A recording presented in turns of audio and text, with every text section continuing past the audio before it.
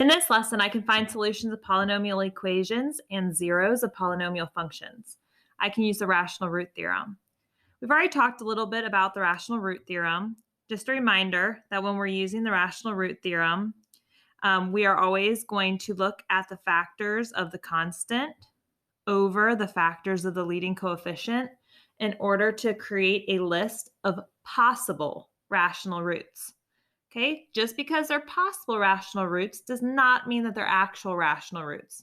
We have to test them and see if we get a remainder of 0 in order for them to be actual rational solutions. So again, we look at the factors of the constant term over the factors of the leading coefficient. The rational root theorem only lists possible rational solutions. To find the actual solutions, you must test these values from the list of possibilities. Okay, so this is just a reminder of how we're going to go about testing them. What we do after we list the factors of the constant over the factors of the leading coefficient is then we'll graph the function and look at the x-intercepts. That's going to help us narrow down which possible rational roots to test, right? Wherever we see our function crossing the x-axis, that would be a good root to test. It says you can test the possible solutions using synthetic division or direct substitution. Remember, you have found a solution if the remainder is 0. I like to use synthetic division because that's going to help us get the complete factorization. So in example 1, it says using the rational root theorem and synthetic division. In this case, you can see we're going to be using synthetic division more than once possibly, and then factoring to get all of the remaining zeros. Okay, so it says find all real zeros. So step 1 is we're going to look at the factors of the constant over the factors of the leading coefficient in order to get a list of possible rational solutions. So the factors of the constant, we'd be looking at the factors of 40. So we'd get 1 and 40, 2 and 20. What else? 40 divided by 3. That does not divide out evenly. 40 divided by 4 does divide out evenly. That would be 4 and 10. Let's do 40 divided by 5. We end up with 5 and 8. Okay, is 40 divisible by 6? No. Is 40 divisible by 7? No. Okay, so that's the factors of my constant over the factors of the leading coefficient. The leading coefficient here is 3, so I'd get 1 and 3. Remember, when we're looking at factors, we can either look at the positive form of those factors or the negative form of those factors. So let's go ahead and simplify this expression here. We've got, let's start with 1 divided by 1. That's going to be 1. And you know what? I'll do these in red just to stay consistent. Let's do this. 1 divided by 1 is 1. Then we have 2 divided by 1, which is going to be 2. Then we have 4 divided by 1, which is going to be 4. 5 divided by 1 is 5. 8 divided by 1 is going to be 8. 10 divided by 1 is going to be 10. 20 divided by 1 is going to be 20. And then 40 divided by 1 is going to be 40. Okay, now we're going to go through and we're going to divide all of the numbers in the numerator by 3 this time. Okay, so let's go ahead and start this process over. I'll have 1 divided by 3 is going to be 3. I have 2 divided by 3 is going to be 2/3. I have 4 divided by 3 is going to be 4/3. I have 5 divided by 3 is going to be 5/3. I have 6, nope, not 6. 8 divided by 3 is going to be 8/3. 10 divided by 3 is going to be 10/3. 20 divided by 3 is going to be 20/3. And then we have 40 divided by 3, which is going to be 40/3. Okay. All right, so there's our list of possible rational roots. Okay, so now that we've gotten a list of possibilities, let's go ahead and graph the function and look at the x-intercepts to figure out what's going to be the best one to test using synthetic division. Okay, so I'm going to go over to my graphing calculator. Okay, here it is. I'm going to go into y equals, clear that out, and let's go ahead and put in our function. I have 3x to the fourth minus 8x cubed. Okay, make sure you're typing this in as I am. Minus 37x squared plus 2x plus 40. Okay, so this is what it looks like in my graphing calculator. I'm going to press graph. Okay, we'll wait for the graph. Okay, now right now I have mine set from -10 to 10 and -10 to 10. If you want to see any of these closer, you can zoom in. But it looks like over here, I might have a solution at -2. It looks like -2 would be a good root to test, right? That looks like it goes nicely through that interval. This one, I probably wouldn't test just because it's hard to tell. Is it -1 1/3? Is it -1 1/4? Like, I don't know. It's somewhere in between -1 and -2. So I don't know if I'd test that right off the bat. Here it looks like it goes nicely through x equals 1. Let's see, 2, 3, 4, 5, and nicely through 5. So I'm going to just make a note of that. -2, maybe -1 1/3, 1, and then 5. I'm going to write that down on my paper. Okay, so when we looked at the x-intercepts on our calculator, it looked like we had x-intercepts at -2, maybe like -1 1/3 possibly. We also thought that there might be an intercept at 1. And let's see, 1, 2, 3, 4, 5. I'm going to go ahead and take that list of x-intercepts and highlight it and just move it over here. And just take a look at which of those x-intercepts were listed as one of our possible rational roots. Now you can see that -2, I'll highlight it, was a possible rational root. See how we have plus or minus 2? Okay. We have -1 1/3, right? We had plus or minus 4/3 as in our list of possible rational roots. 1 was in our list. 5 was in our list. So really, I just have to pick any of those possible rational roots from the rational root theorem to test. Okay, but I'm specifically focusing on these because that's where it looks like there was an x-intercept.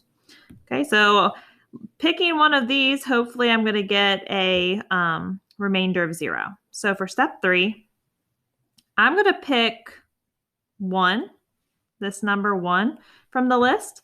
You could have picked 5. You could have picked -2 to start with. I just probably would not start with -1 1/3 just because I don't like working with fractions.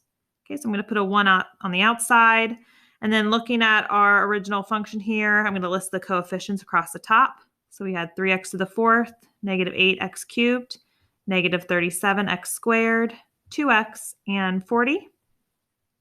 Bring the first down, multiply 3 times 1, add down, multiply -5 times 1, add down. So that'd be 37, let's see, 38, 39, 40, 41, 42. Multiply -42 times 1, add down. Multiply -40 times 1, add down.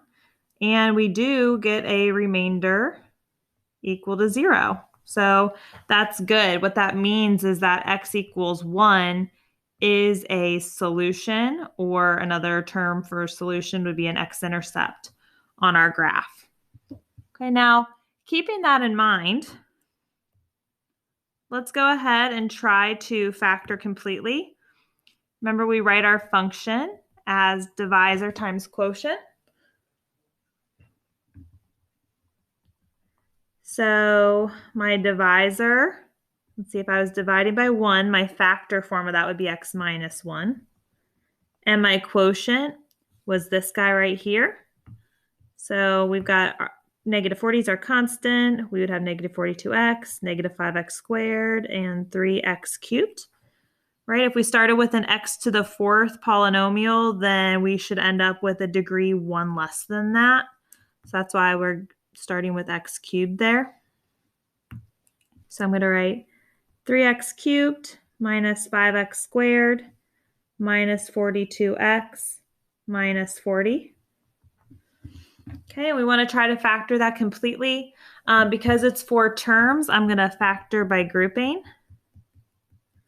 Right, so I'm factoring this guy by grouping. Let's see, 3x cubed and minus 5x squared, that has a common factor of x squared. So I can factor that out. We'd get 3x minus 5. And in the second group, what are those both divisible by? Are 42 and 40 both divisible by 4? See, 42 divided by 4 is 10.5, so no, that doesn't work. I know they're at least divisible by 2. Let's factor out a negative 2. 42 divided by 2 is going to be 21. And 40 divided by 2 is going to be 20. So we'll have plus 20. Right, if I distribute that back through, we would get negative 42x minus 40. But we're kind of running into a problem here. Do you see how these two parentheses aren't matching? Even if I rearrange these terms, it might be that we can't factor it by grouping. So rather than going any further, I'm just going to make a note that I can't factor by grouping. And then I'm thinking to myself, well, what the heck am I going to do? You know, if I can't factor it by grouping, what am I going to do? Okay, and this is a type of problem where if you do synthetic division once and then you can't finish factoring, you might have to do synthetic division more than once. So let me show you what that means.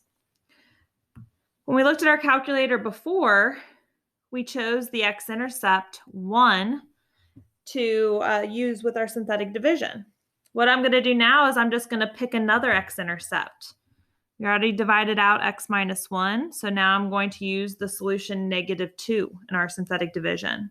Okay, you could have picked 5, but I'm just going to pick negative 2. So I'm going to go down here and watch how this works. This time, I'm going to put the negative 2 outside. And I'm using all of these new coefficients for my synthetic division. And what it's going to help me do is it's going to help me factor this quotient further down. Okay, so I'm not going to use the remainder as part of my synthetic division process. I'm going to bring the 3 down. I'm going to multiply 3 times negative 2 and I get negative 6. Then I add down. Negative 5 plus negative 6 would be negative 11. Then I multiply negative 11 times negative 2. I'd get 22.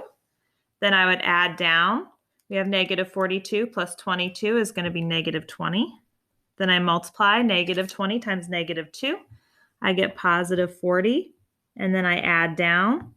And that would give me a remainder of 0, which again is what I want, right? I want a remainder equal to 0 because what that means is that x equals negative 2 is a solution. Or you can say that x equals negative 2 is going to be an x-intercept, which I already saw that on my graphing calculator. Okay, so now let's try to rewrite our function. Our function can be written as divisor times quotient, right? And in this case, I have 2 divisors, right? Not only do I have the divisor x minus 1, but now what other divisor did I use? I also used the divisor x plus 2, right? If the solution is negative 2, then the factor form of it is x plus 2. So I have to list both of these divisors. So I'm going to list the divisor x minus 1. I'm going to list the divisor x plus 2. And then I'm going to list my final quotient, which in this case ended up being, this is our constant, this was our x term, and this was x squared. 3x squared minus 11x minus 20. Okay? Can I factor 3x squared minus 11x minus 20 down anymore? That's the question. This would be x minus 1, x plus 2. 3x times x is 3x squared. What are some things that multiply to give you 20? You have 1 and 20, 2 and 10, 4 and 5. Okay, we need to do some work to figure out how we're going to get that negative 11 in the middle. Okay, let's try 4 and 5. I think that would work. This is 15x and 4x. So if I want it to be negative 11x, we're going to have to make this 3 times negative 5 to get the negative 15, and then a positive 4 times x. Okay, so that looks good. And that is going to be my factored form. I don't think I can factor any of those terms anymore. So we'll have x minus 1, x plus 2, 3x plus 4, and x minus 5. Okay, and again, really, we couldn't factor by grouping over here, but we were able to use synthetic division to factor that down further. So we were able to break up that 4-term 3x cubed minus 5x squared minus 42x minus 40. We were able to factor that down into x plus 2 times 3x squared minus 11x minus 20, just using that synthetic division process. Okay, so if you can't factor to get your solutions, just keep using synthetic division until you get it down to a quadratic expression that you can either factor or use the quadratic formula with. Okay, you just want to keep using synthetic division until you get down to a quadratic quotient, right? Our quotient was quadratic, where you can either factor that quadratic or you can use quadratic formula to get your remaining solutions. Okay, so if I want to get the zeros, let's go ahead and set each one of these equal to 0 and solve. We'll set x minus 1 equal to 0, x plus 2 equal to 0, 3x plus 4 equal to 0, and x minus 5 equal to 0. And if I solve, I get x equals 1, x equals negative 2. Here, if I subtract 4 and divide by 3, I'd get negative 4/3. And here we get x equals 5. So we get x equals 1, x equals, oh, we need the multiplicity. None of the factors were repeated, so this would be 1 with a multiplicity of 1, negative 2 with a multiplicity of 1, negative 4/3 with a multiplicity of 1, and 5 with a multiplicity of 1. Okay. There are no repeated solutions, right? They all had a multiplicity of 1. So I'm counting each solution just one time. So because I have 4 solutions with a multiplicity of 1, that makes sense for a degree 4 polynomial. Okay, what was my leading coefficient of this degree 4 polynomial? My leading coefficient was 3. So with an even degree and a positive leading coefficient, my end behavior should be both pointing up. Okay, and we're going to sketch the graph now using that information. Okay, so let's see. I'm going to just do 1, 2, 3, 4, 5. 1, 2, 3, 4, 5. We have x equals 1 as a root. We have x equals negative 2 as a root. We have negative 4/3, which is negative 1 and 1/3, so it's somewhere right here. And we have 5. 1, 2, 3, 4, 5. Because the multiplicity is odd, we're going to cross. Right? If the multiplicity was even, it would have been a bounce. And I know both the ends are going to be pointing up. So I'm starting on the left-hand side of my graph, working from left to right with the crosses and bounces. In this case, it's all crosses. So drawing this, I'm going to start over here. I'm going to cross, cross, cross, and cross. And it does match up with my right-hand side of my graph. Okay, if I look at my graphing calculator, you can see that that valley doesn't go nearly as low as the one in between 1 and 5, right? And this one comes up pretty high. So if I wanted to have a closer match to my graph, when I draw it, I could make this not go very low, make this one go up pretty high, make this one go down really low, and then come back up. Okay, and that would match my graph a little bit more closely. Okay, looking at example 2, here you can see I added in that we might be using the quadratic formula for this one. So let's see what that looks like. Step 1 is I'm going to start with the factors of the constant over the factors of the leading coefficient. So in this case, my constant is 12. So factors of 12 are 1 and 12, 2 and 6, 3 and 4. And then there's really nothing in between 3 and 4. Okay, both the positive versions and negative versions of those factors will work. Factors of 10 are going to be 1 and 10 and 2 and 5. Okay, so if I'm simplifying this list down, let's start by dividing everything by 1 first. So I'll have 1 divided by 1, 2 divided by 1, 3 divided by 1, 4 divided by 1, 6 divided by 1, and 12 divided by 1, which is going to give us plus or minus 1, 2, 3, 4, 6, and 12. Okay, then after that, let's go ahead and I'll divide everything by 2. So like I'll have 1 divided by 2, 2 divided by 2, 3 divided by 2, 4 divided by 2, 6 divided by 2, and 12 divided by 2. So if I do that list, I'm going to end up with, just keep this going here. 1 divided by 2 would be half. 2 divided by 2 would be 1, which I'm not going to relist because I already have 1. 3 divided by 2 would be 3 halves. 4 divided by 2 would be 2. I'm not going to write that down again. 6 divided by 2 would be 3. I'm not going to write that down again. And 12 divided by 2 would be 6, which again, I'm not going to write that down again. I've already got that. Okay, then I go on to my next divisor here, 5. I'm going to do 1 divided by 5, 2 divided by 5, 3 divided by 5, 4 divided by 5, 6 divided by 5, and 12 divided by 5.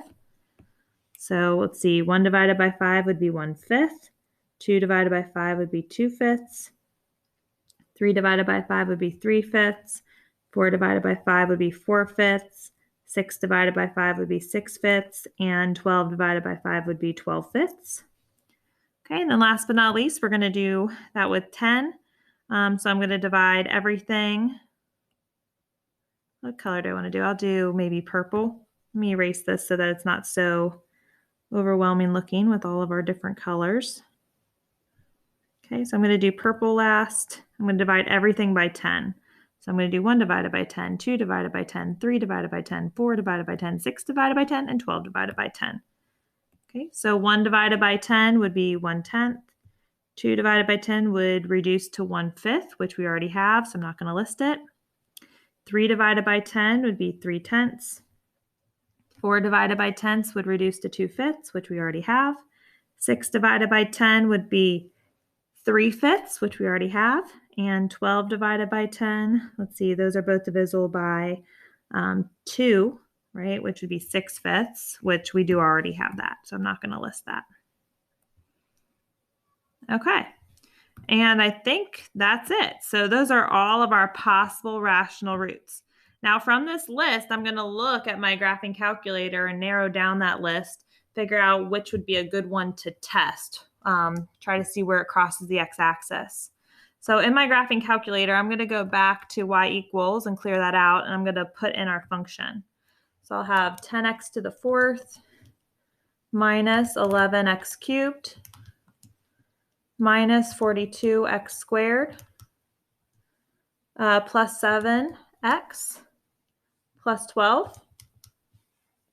Okay, so when I put in my calculator, I'm going to press graph. Let's see what happens here. Ooh, so lots of crosses in between. So those could either be rational roots that can be written as fractions, or some of those might be irrational solutions, right? Where you might have a radical sign. I don't really know. It kind of looks like, I don't know, like negative 1.5, maybe negative 0.5, maybe like positive, I don't know, 2/3. And then this is 1, 2, like 2 and 2/3 maybe? I don't know. It's kind of hard to tell. I'm just going to make some notes based on what my graph looks like there. Okay, so I'm just making some notes here. When I looked at my graphing calculator for the x-intercepts, we kind of just had to guesstimate because they were kind of in between the intervals. So just looking at it, we thought maybe like negative 1.5 was a root. Maybe negative 0.5 was a root. Maybe like positive 0.5, or maybe something even a little bit bigger than positive 0.5. It's kind of hard to tell. was a root. That's supposed to be a 5. That doesn't really look like a 5. And then we thought maybe like positive 1, 2, like 2 and 2/3 might be a root. It's kind of hard to tell when it's in between the tick marks. So just looking through our answers here, I do see 3/2. So like with negative 1.5, negative 3/2 might be an option. I also see 1/2. So this negative 0.5 or positive 0.5 might be an option. 2 and 2/3. Let's see here what we've got. Looking at the fractions, this one is 1 and 1/5. This one, 5 goes into 12 twice. That gets me up to 10. And I have a remainder of 2, so maybe 2 and 2/5. I don't know. That one's kind of questionable. All right, so I'm going to stick with maybe either the negative 0.5 or the positive 0.5, just because those are, I feel like, my best guesses here. So let's start with negative 0.5 or negative 1/2. So now with the synthetic division, I'm going to make a choice. I'm going to pick negative 1/2 to do the synthetic division with, and hopefully we get a remainder of 0. We'll see. So I'm going to put the negative 1/2 on the outside here, and I'm going to list the coefficients up top. So we have 10x to the 4th, negative 11x cubed, negative 42x squared, 7x, and 12 as our constant. So we didn't need any placeholders. Bring the first down, multiply 10 times negative 1/2. We get negative 5, add down. Then we multiply negative 16 times negative 1/2. Let's see, half of 16 is 8. Add down, what's negative 42 plus 8? That's going to be negative 34. Then we multiply negative 34 times half, or what's 34 divided by 2? 34 divided by 2 would end up being 17, right? A negative divided by a negative is a positive, right? Or a negative times a negative is a positive. Okay, so either way we get 17. Add that down. 17 plus 7 is going to give me 24. And then what's half of 24? That's going to be 12, right? And because it's 24 times negative 1/2, a positive times a negative is a negative. And then we add down, and hooray, we did get a remainder of 0. Okay, so I'm just going to note that my remainder was equal to 0.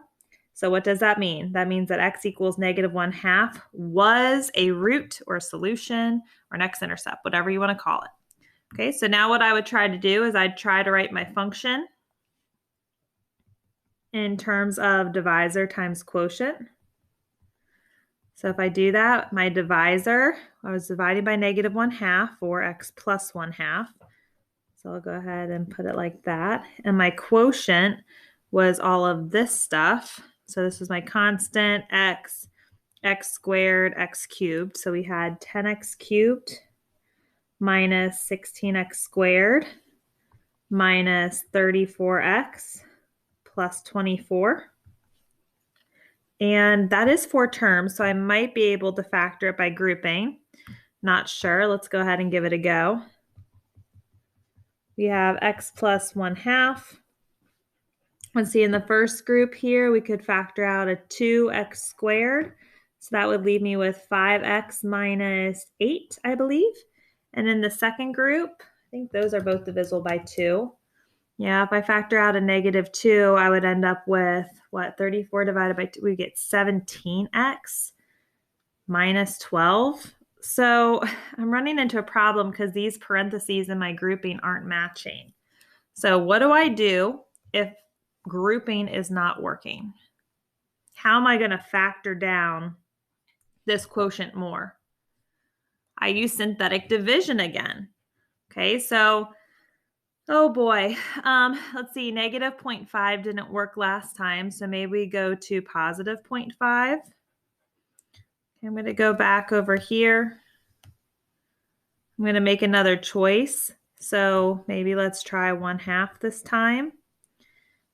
Erase all of this extra stuff just so that it's not distracting us. Remember, when you do synthetic division again, you don't use that second remainder. Okay. or you don't use that remainder. You just use the numbers as part of your quotient. Okay, so I'm going to bring down the 10. Half of 10 is 5. Add down. Oh gosh, this is going to get ugly. Half of 11 is negative 11 halves. That's kind of gross. I'm going to just type that into my calculator. Negative 34 minus 11 halves is negative 39.5, which half of that is going to be negative 19.75. And we can already see that we're not going to get a remainder of 0. Okay, so 1/2 is not actually going to be a root. Okay, so I'm going to go back to my calculator. I'm going to reevaluate. Let's go back to our graphing calculator over here. I'm just going to press graph again. We tried the negative 1/2 and that worked, right? And we tried positive 1/2 and that did not work, but almost now that I'm looking at it again, it looks like it's a little bit more than positive 1/2. So if I go to second calculate or second trace and I'm finding the 0 and I go a little bit to the left of that root, then I go a little bit to the right of it and I press enter, it looks like it's telling me that it's at 0.6. So what is 0.6 in fraction form? That's 3/5. Was that one of our options? Yes, it was. Okay, so I'm going to try the synthetic division again using 3/5 this time. Let's see if this works. Okay, I'm going to put 3/5 here. I'm not going to use the remainder. Okay, we bring the first down. Multiply.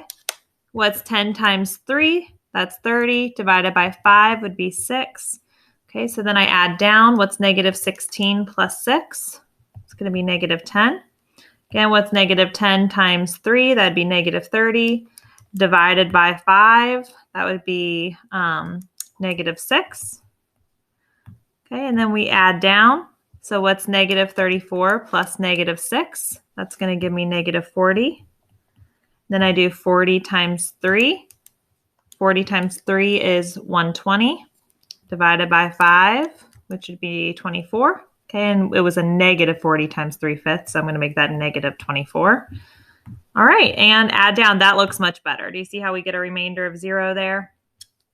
That's what we want.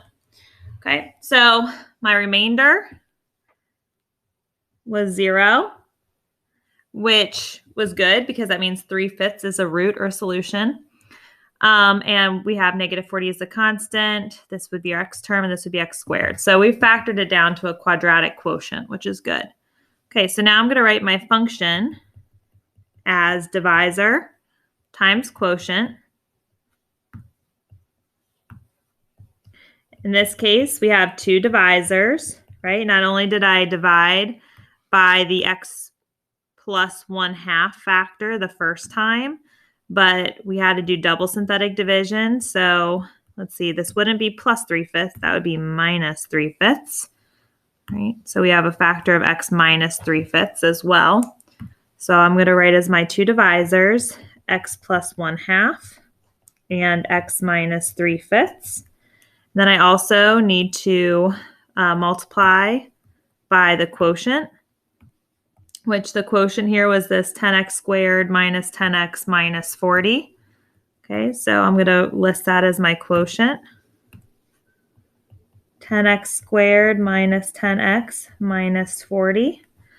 Okay, and we've got to factor this completely. So this guy right here, our quotient, I can actually see that that has a GCF of 10. And do you see how all the terms are divisible by 10? So to factor completely, let's factor out that GCF. So I'm going to factor out a GCF of 10. If I factor that out, we'd be left with x squared minus x minus 4, right? 10x squared minus 10x minus 40, right? If I multiply the 10 back through. And I really don't like the 10 where it is. I'd prefer to see it out front. So I'll write it as 10 times x plus 1/2 times x minus 3/5 times x squared minus x minus 4. Whew, okay, so that's great. Can I factor the x squared minus x minus 4 anymore is the question.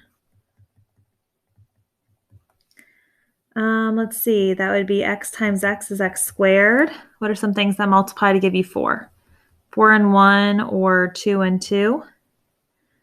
4 and 1 is not going to get me to a -1, and 2 and 2 is not going to get me to a -1. So I can't factor that. Oh boy. So what do? Up here, when I couldn't factor by grouping, we did synthetic division more. Okay, but now that we're down to a quadratic function, if I can't factor that more, I have another way to solve a quadratic function. I'm going to solve this quadratic function using the quadratic formula. Okay, so I'm going to have each of these factors we're going to set equal to 0 to solve. Even this last one, x squared minus x minus 4 equals 0. This 0 equals 10, we can't solve. Here we would get -1/2. Here we would get +3/5. But this guy over here, I can't factor that quadratic down further, so I have to use the quadratic formula. My a value is 1, my b value is -1, and my c value is -4, right? 1, -1, and -4. And I'm going to do x equals opposite b, right? Which would be 1 plus or minus square root b squared. We'd have -1 squared minus 4ac. A is 1, c is -4, all over 2a, and a is 1. Right? X equals -b plus or minus square root b squared minus 4ac, all over 2a.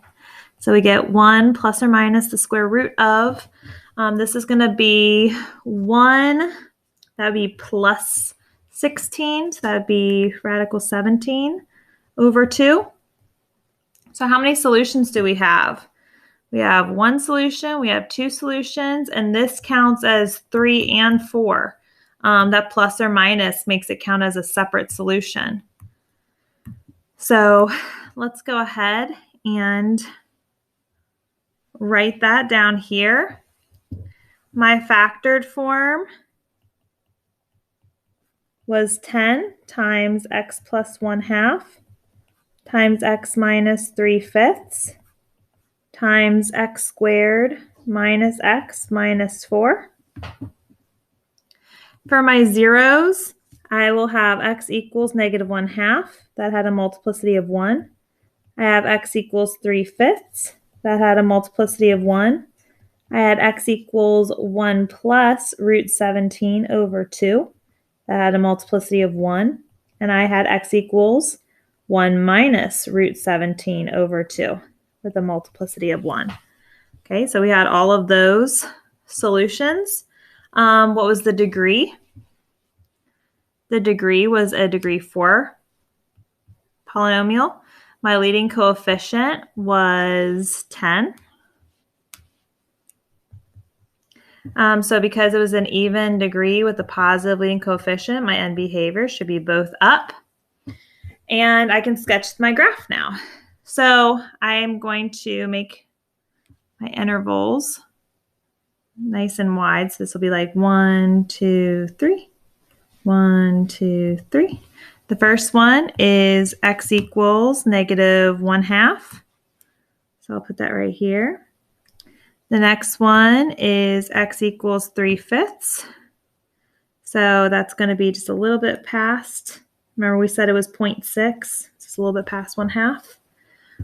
We get x equals 1 plus radical 17 over 2, which what the heck is that? What is 1 plus radical 17 over 2? Well, in our calculator, let's just type that in. I'm going to do alpha y equals, so we'll have 1 plus radical 17 over 2. That's about 2.6, we'll say. Is about 2.6. And we had 1 minus radical 17 over 2, which what is that approximately? Go back up here, just press enter to copy it, and then put a minus sign. And that's going to give me about -1.6.